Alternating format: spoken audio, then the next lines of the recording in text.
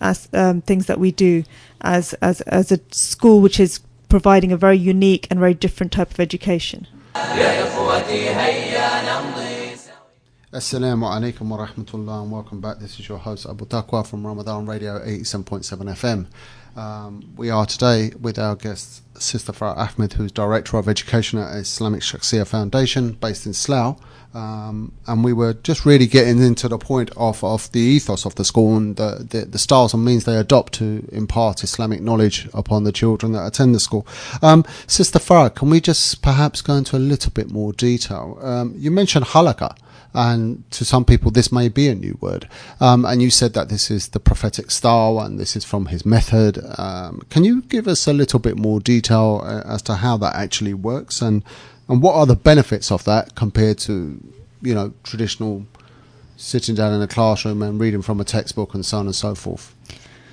Okay, well, actually, halakha works on a whole range of levels, and perhaps what I can do is focus on one to begin with.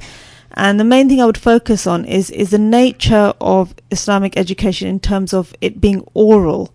So by oral, I mean speaking and listening, of the relationship that is important in Islamic education between the teacher and the learner. And that relationship is one of mutual respect, and it's a very close relationship. So the fact that Prophet ﷺ used to sit on the floor with his Sahaba, and many people would come and they would not know who was the Prophet, that is something very telling, because it shows that he did not give himself that kind of necessary status, but he saw himself as learning along with the Sahaba. He saw himself as part of a community. So our teachers, they see the halakha as a time for their own development as well as for the children. And that interaction between the children themselves and the teachers, the way that interaction takes place, is what develops what we feel is firstly the aql, the thinking processes in the children, and then secondly also the nafs, the self or the character, the moral, the qualities, the spiritual aspects of the children. So focusing on the aql, there's quite a bit of research being done at the moment, quite a lot in the University of Cambridge, in fact, on the importance of the quality of talk and oracy in classrooms. So what is meant by that is that a lot of people have demonstrated that when children engage in quality talk, when they raise points, they think about things, they ask questions, and that's done over an extended period of time, then that develops their thinking skills, and that then develops their ability to understand other things at other times. So one of the things we're doing at Islamic Shakhsiyah Foundation is we're doing some action research into halakha, and we're spending a lot of effort and time. Our teachers are putting a lot into this to try and understand exactly how this is happening in halakha, how the type of interaction that we have with the children is developing their thinking skills, their confidence, and the children are able to question themselves as Muslims, but come to a firmer conviction of being a Muslim through this dialogue and understand how Islam relates to their lives. And this research that we're doing is then getting published in academic journals and presented at academic conferences in places like the University of Cambridge and the Institute of Education. I understand you attended a international seminar recently in Germany. Yes, actually, we attended a conference called Knowledge and Education in Islam, Classical Civilization and the Contemporary Impact of that. And we presented our research into halakha and the types of tarbiyah methodologies that we use in our school, and that was received really, really positively. In fact, we were also involved in setting up a research centre recently at the Institute of Education in the University of London, which is called the Centre for Research and Evaluation in Muslim Education, and I'm involved with that as a visiting research associate. So the work that I'm doing will then feed hopefully into developing teacher education for our community and also for the wider community. So one of the things I want to point out is that this notion of speaking and listening and oracy is very unique to Islam in many ways, but it's also something that many non-Muslim educators feel very passionately about, and there's a lot of emphasis being put onto that. So what we do is we don't work in isolation from the community around us. We work within the UK universities for people to gain an understanding of what is happening inside Islamic schools, what kind of thinking is going on amongst Muslim educators, and so that we can build bridges within the education community. Because one of the things that we have to remember is that 95% of our children are in state schools. And as much as many Muslim parents want to educate their children in a school like ours, many can't afford to do so. And the places are not available, the buildings are not available. Our school is running, alhamdulillah, for 11 years, but we don't have stability. We don't have a wonderful premises that we can welcome lots and lots of children into. So there are struggles that the community faces. So we as Islamic Shakhsiyah Foundation, we're not just about our own little primary school and what we're doing there. We actually want to work and to build a strong Muslim community here and work in partnership with Muslims and non-Muslims to achieve those goals, inshallah. Another example I can give is that we welcomed Teachers TV, which was a government initiative into our school, and you can see the program they made about our school on our website. So they felt that there was enough of significance in the practices that we have that other educators could learn from. And so that program was broadcast live on Teachers TV, and it was also not live, it was broadcast on Teachers TV, and it was also available on their website, which is now called Teachers Media. But if you want to see that and find out more about the work that we do, then just log on to our website, www.isfnet.org.uk, and you can see the work that we do, and inshallah, hopefully that will motivate you to donate generously in this blessed month towards our work, so that we can continue to build our community right here in the UK, in fact right here in Slough. Thank you very much. Remember, if you want to call in, it's 01753 701 833. If you've got any questions for Sister Farah, please do dial in. Any concerns, any fundraising issues that you want to perhaps offer advice on, please call in. 01753 701 833. Sister, you mentioned that these seminars and various seminars that you've attended and spoken at.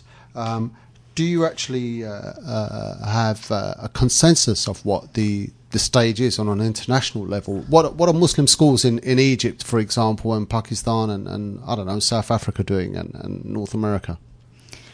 I think that's a very big question. Interestingly enough, in Muslim countries, actually, what's happening is that private schools are opening on the same kind of models that you're finding Muslim schools that were running in the West. And these are proving very, very popular. So you've got throughout the Muslim world, a lot of interest in finding out about how Muslims in the West are educating their children, because people want a modern education for their children. A lot of people don't feel that. A lot of people can recognize that the big problem that is there in our ummah, which is there in every aspect of life actually, but in education I can speak about it in some depth, whereby what's happened is that we have a divided approach, and we have a twofold approach. So on the one hand, we have our traditional madrasa system, which it was there to educate all the Muslimin, and almost everybody in the Muslim society used to be part of that to some degree. And that madrasa system was very, very informal. So you had your formalized institutions, but you also had the ulama from there teaching in their homes, teaching on street corners, teaching under trees, absolutely everywhere. And that continues to this day. What has happened though is that used to be the core educational process. But what that's been replaced with as the core educational process is a Western style model of education, which was brought into our countries through the colonial processes that happened in the 19th and early 20th centuries.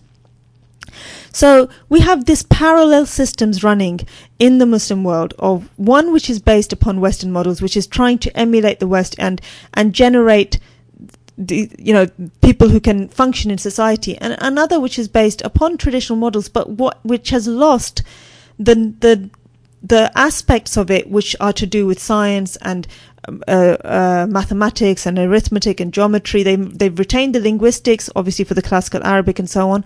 They've retained even linguistics in terms of some of the local languages. So in the subcontinent, you maintain the link with Urdu.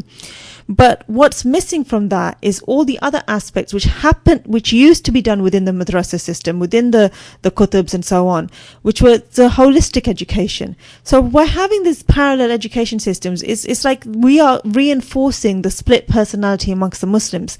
So as Muslims, we don't function holistically. We function sometimes when we're in the masjid as Muslims, and then when we're in wider society, whether that's in the West or even unfortunately in the Muslim world, we function almost from a different cultural perspective. So one of the things that schools like ours are trying to do is to bring those two things together and go back to a situation where we have a holistic Islamic education. So the education is based upon Islam, but everything is incorporated into that. So you have, all the types of skills that children need, whether that be art skills, science, their own personal confidence, their character. All of that is being done within one approach, and they don't see a separation between learning about the ants that they observe in the playground and what Allah subhanahu wa ta'ala says in Surah An-Naml in the Quran. Do you think that the students that leave the school, and you mentioned earlier on in a program that they have a real confidence and an ability that they take on, how do you expect that to be reflected when they go on to schools with children of different mixed backgrounds, where potentially they're having different ideas of Islam thrown at them and so on and so forth? Some people may argue that Islam belongs in the masjid and doesn't belong in a school playground. You've just cited an example of ants and how children from ISF would perceive that in the playground. But how have you had any response and feedback from those students that have left the school and gone on to other centres to learn? Yeah, alhamdulillah, we've had children go into all sorts of different types of educational settings once they leave, because we're at the moment essentially a primary school, though we have run homeschooling / flexi schooling for secondary in the past in Slough, and we do run something similar to that in London. Our children go into all sorts of settings, and the general feedback that we have is very, very positive. What the comments that you get from head teachers of Muslim secondary schools is that your children are very inquisitive, they're very thinking, they're able to express themselves really well, and they are interested in learning. One of the things that our children, the feedback they give to us, is the shock they get to their system when they get into a state school, or even sometimes sadly in perhaps in another Muslim school, is in terms of the culture of learning. So whereas in our school there's an excitement and a buzz about learning, and learning is seen as worshipping to Allah subhanahu wa ta'ala, when they get into another place where they see that the kids don't want to go to the classes and they're not interested in reading around it and they're not preparing, then this comes as quite a shock to them. They find that really surprising. So that's one of the things that the feedback that we get. I mean, as I said, some of our children have done incredibly well. So because some have gone back to homeschooling, they've taken GCSEs early. So we have, for example, one child that at the age of 14 had sat 10 GCSEs, 8 A stars, an A and a B. She had memorized about a tenth of the Quran and had learnt Arabic to a very high standard. So she's able to understand the Quran and explain it. So there's many examples of that. We have many examples of children doing Arabic at the ages of 11, 12, 13 and getting A stars. They do really well, mashallah. But I suppose your point is that getting all these A stars have their own place. They are important in their own right, but that's not actually the focus point of ISF and its ethos. So if someone goes on to get a PhD, I mean, I know you're at Cambridge and PhD and so on and so forth, but is that really a measure of success? Someone could have a PhD and become a great brain surgeon and be highly successful academically, but how are we making sure that his Islamic ethos, if you like, is being developed at the same rate? And I think that's kind of the feeling that I'm getting, the inference I'm getting from some of your statements is that it needs to be hand in hand. Could you elaborate on that a little bit? hand in hand. Actually, what I believe is that if you focus on the Islamic character, everything else follows. So a Muslim who is strong in their deen will want to study hard, because they will see that as purposeful. They will see that as something which is going to relate them back to their creator. So in fact, I can't say that every child that goes through our school it has the same level of success, whether that's in their character or whether that's in academics. But my point is that we believe very firmly that if you build the character, everything else follows. And what that then means is that if they do attain these kind of qualifications, they will use them for the right purposes. They will use them to better the situation of the ummah, but also of non-Muslims. They will use them in a moral way, and they will use them to make a change in society. That's our intention. Inshallah, we hope to achieve that. Coming back to a point you raised earlier, which I believe I didn't answer, is in terms of how they relate to other people, non-Muslims in particular. Again, we have very positive responses of children in our secondary schools relating really well and showing a huge amount of respect to their teachers and their fellow pupils, because this is what the character of a Muslim is. So they demonstrate a lot of confidence. Some of the research that we're doing is inshallah over the next few months, is we're going to be gathering together some of these ex-students and discussing with them exactly the kinds of questions you've asked, how they feel that this experience changed them, whether they feel that they themselves are able to understand what it means to be a Muslim, and how they carry their Islam in their lives now. So we're going to be talking to sixth formers who went to our primary school and looking at where they are and relating that to the types of teaching that we do, so in halakha and so on.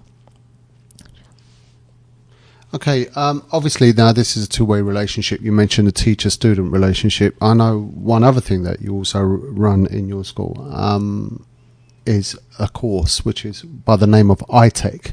Could you very briefly give us a very quick summary of what that is? I'm just conscious of time. Okay, we've been running teacher education courses since we actually began the school, because we needed to educate our own teachers, and we also run these courses for teachers from other Muslim schools, or even teachers in state schools, supplementary schools, so your Saturday schools in masjids and so on. We run one-day courses, short courses, but we also, perhaps one thing that we're quite well known for is the Islamic Teacher Education course, which has been running for 5 years now, which is a year-long course that allows teachers to explore a lot of these kinds of issues that I've discussed very briefly now in a lot of depth, to look at various philosophies of Islamic education that modern scholars and classical scholars have put forward, to think about how they can bring that into their practice, into their classroom, what that means for their relationship with their children, what that means in terms of their assessment of their children, what that means in terms of how they prepare themselves and what they teach and how they teach it. So this course, mashallah, is been going really well, and we're hoping, inshallah, to also get involved with developing master's modules and initial teacher education in UK universities, which incorporates some of these kinds of things, so that as Muslims we can contribute the best of our culture to the wider society and help to bring the positive aspects of Islamic education into the wider perspectives. Thank you very much indeed. Well, that's a lot of detail. I think probably the best thing in that regard is, if you want to find out more information, visit the website, the school website that we mentioned earlier on. Yes, www.isfnet.org.uk. And can anyone visit the school at any time and come in and discuss further details with you? We're closed at the moment for Ramadan and Eid, but certainly in September, if anybody wants to get in touch, then they're welcome to email us at friends@isfnet.org.uk. Okay, alhamdulillah. You've been listening to Ramadan Radio 87.7 FM. Please do dial in on 01753 701 833. The message is loud and clear. This school is doing an awful lot of good work and they desperately need new premises. Please contact us. Please offer your support. This is on your doorstep. This is for your nephews, nieces, children, grandchildren, so on and so forth. We really need to raise funds for this school. Otherwise, all this hard work is going to come to nothing. And they've been supported by Allah subhanahu wa ta'ala, of course, but we need to raise that level of support, and we need to support this great cause indeed. We started the show by mentioning a sad event, which was the cancellation of the very successful annual Fun Day, BBQ Fun Day of the school. We understand and learnt today that it was due to a number of discrepancies, miscommunication, late communication between the council and the school. And sadly, the event that was scheduled and advertised on Ramadan Radio throughout this last month is not going to be taking place on the 10th of August. We hope, inshallah ta'ala, that these differences can be overcome, and next year there will be a bigger and even more successful event. But please contact us. The school does need to urgently find a new building, new premises. As I mentioned at the beginning, it's a charity organisation. It's not funded by any group organisation or the government. And you've heard just some of the unique things that they're doing at Islamic Shakhsiyah Foundation. I'm sure some of you have got nephews, cousins, nieces, relatives that have been to the school or know people who have gone to the school. I mean, I certainly have, and the feedback I get is very, very positive indeed. So, the message is we need these new premises for the school, guys. Come on, it's on your doorstep. We need you to dig deep and raise funds. You can contact the school. You can pay directly on their website. You can visit the school directly. So please come on board.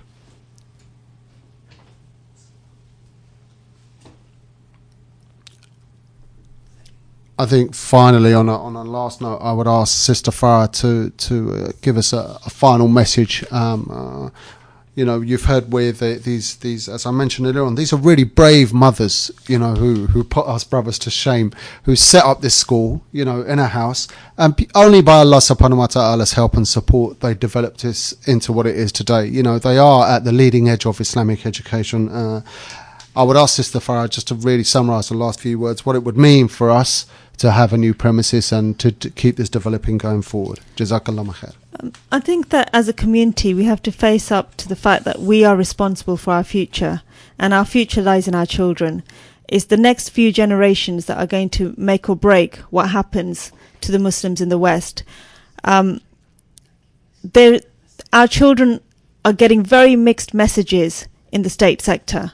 They're getting very mixed messages on the TV. They're getting very mixed messages on the internet. We need to realize that just as the previous generations that came to this country, our parents, they built the masajid. We have masjids on every street corner in the heavily populated Muslim areas now. We have, mashallah, a lot of facilities for our community. I feel very strongly that it's our generation's